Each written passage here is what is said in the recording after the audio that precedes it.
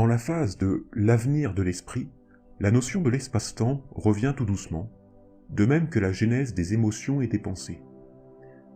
Nous croyons encore être la personne que nous étions avant de mourir, mais en réalité, nous sommes devenus un fantôme, un corps mental qui n'est qu'énergie.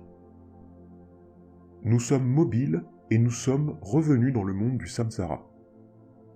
Si nous avons suivi la couleur bleue dans la Dharmata, alors nous nous redirigeons sur Terre. Nous revenons sur notre planète, tout d'abord en tant que fantômes, de manière temporaire. Nous nous souvenons de notre famille, de nos amis et des différents lieux de notre ancienne vie. Nous pouvons même aller les voir.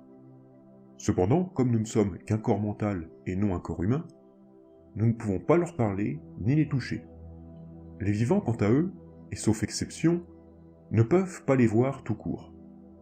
Les vivants n'ont aucune connaissance de leur existence.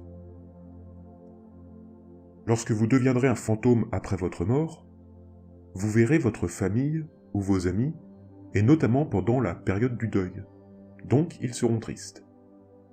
Comme vous ne pourrez pas communiquer avec eux pour les rassurer, vous essaierez coûte que coûte de trouver un moyen, en vain. Ce que vous verrez pourrait aussi vous blesser ou vous frustrer suivant l'attitude de ceux qui sont encore vivants, ainsi que de la manière dont ils agissent. Vous rendant compte de votre mort, vous pourriez avoir la tentation de partir à la rencontre de votre corps physique, ou du moins votre cadavre. Pendant la phase transitive de l'avenir de l'esprit, donc pendant que vous êtes un fantôme, s'attacher aux choses est très mauvais, parce que plus vous vous accrochez à votre ancienne vie, plus vous risquez d'y passer du temps, beaucoup de temps, et notamment des années. En théorie, un défunt reste fantôme pendant quelques semaines seulement. Mais parfois, certains fantômes ne savent pas qu'ils sont morts, et pour eux, la phase transitive peut durer des années et des années. Donc cela nous amène à se poser la question suivante. Comment on fait pour savoir si on est mort? Eh bien, il y a deux méthodes chocs mais efficaces. La première, c'est d'observer si nous avons toujours une ombre ou pas. En effet, l'ombre disparaît après la mort puisque nous n'avons plus de corps humain. La deuxième méthode, qui peut être encore plus choquante, c'est de passer devant un miroir et de ne pas apercevoir son reflet. Et dans ce cas, pas de doute, vous êtes bien mort. Personne ne réagit de la même manière quand vous êtes un fantôme. L'esprit est très sensible. Il se peut même que le moment soit très difficile à vivre. En tant que fantôme, vous allez expérimenter plusieurs choses.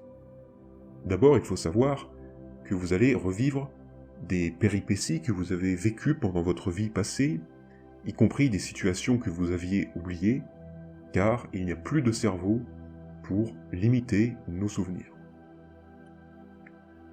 Comme je l'ai répété si souvent, la manière dont nous mourrons est primordiale, parce que dans cette phase de l'avenir de l'esprit, il faut savoir que vous allez revivre, parmi toutes les expériences passées, l'épreuve de votre mort, une fois par semaine, y compris avec les sensations et souffrances que celle-ci a impliquées. Bien mourir donc permet de revivre un moment paisible. Par contre, s'il s'agit d'une mort brutale, nous serons confrontés à nouveau à la brutalité. En tant que fantôme, vous serez beaucoup plus clairvoyant, ce qui signifie que la réalité de votre karma négatif, accumulé dans votre ancienne vie, mais aussi à travers toutes celles antérieures, sera quelque chose de difficile à gérer. Il faut comprendre qu'être un fantôme, c'est comme si nous étions dans une salle d'attente vers la Renaissance, tout en étant très mobiles. Nous pouvons, parfois, voir cela comme un cauchemar qui ne se termine pas, mais parfois comme un rêve, puisqu'il nous arrive de croire que nous avons encore notre corps humain. Mais ce sont pourtant nos mauvaises habitudes qui nous ont reconduites ici, dans cette phase transitive. Et ce que nous revivons ne provient que de notre propre esprit. Comme je le disais auparavant, nous revoyons petit à petit les 5 éléments, donc le feu, l'air, l'eau, la terre et l'espace, jusqu'à ce qu'ils deviennent apocalyptiques. Le feu sera propulsé en masse comme un volcan, l'eau jaillira comme une gigantesque vague, l'air soufflera comme une tornade, raflant tout sur son passage. Nous entendrons ces éléments, et nous aurons l'impression de basculer dans les ténèbres. En fait, les éléments vont refléter vos émotions négatives, influencées par votre karma. L'ignorance, le désir et la colère.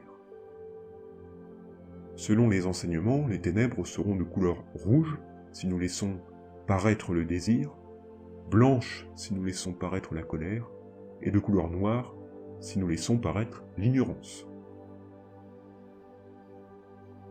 Il apparaîtra ensuite la pluie, l'odeur du sang, le bruit de cris menaçants et terrifiants associés à des démons.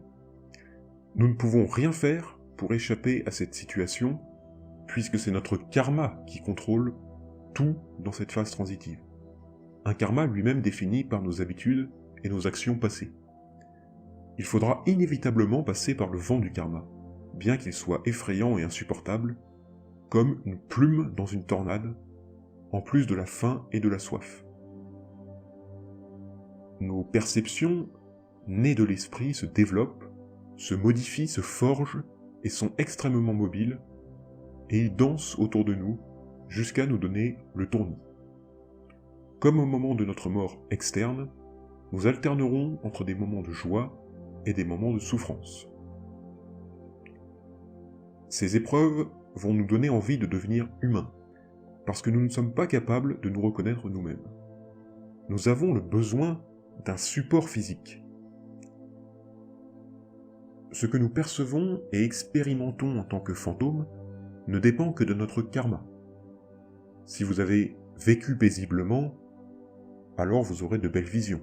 Mais si vous avez souffert dans votre vie, ou fait souffrir quelqu'un, l'expérience se transformera en peur, en tristesse et en douleur.